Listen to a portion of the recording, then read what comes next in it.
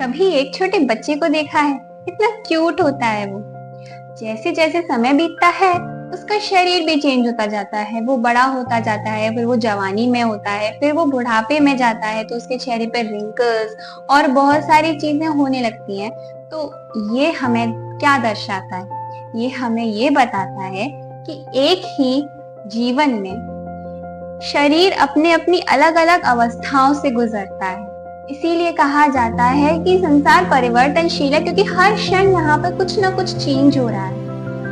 लेकिन जो इस शरीर के अंदर आत्मा रहती है वो कभी चेंज नहीं होती। भगवद गीता चैप्टर 2 श्लोक 30। अब इन श्लोकों में जो हमने श्लोक 12 पढ़ा, 13 पढ़ रहे हैं और आगे भी जो हम श्लोक पढ़ेंगे, ये सारे श्लोक बहुत इंपॉर्टेंट है।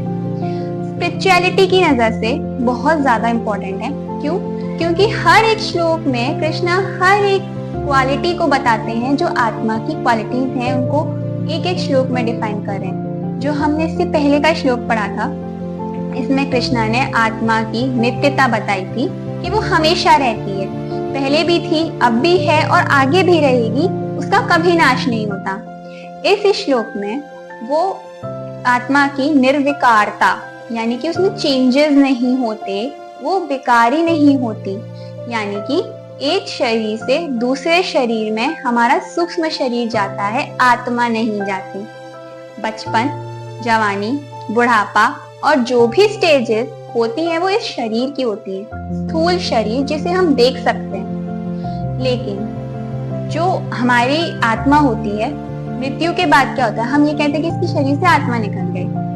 सूक्ष्म शरीर हम अपनी आंखों से नहीं देख सकते, इसलिए हम उसका एग्जिस्टेंस नहीं मानते, पर इसका मतलब ये नहीं है कि वो है नहीं। आत्मा का कोई रोल नहीं होता, आत्मा जैसी थी वैसी ही रहती है। चेंज होता है तो एक शरीर दूसरे शरीर में जाता है, बस। हमारे शरीर के अंदर एक और शरीर होता है जिसको सूक्ष्म शरीर कहते हैं, उसके अंदर आत्मा निवास करती है। जब व्यक्ति की मृत्यु होती है तो ये शरीर मरता है, लेकिन सूक्ष्म शरीर इससे निकलकर किसी और शरीर में जाता है, जिसको हम बोलते हैं आत्मा का एक शरीर छोड़कर दूसरे शरीर में जाना।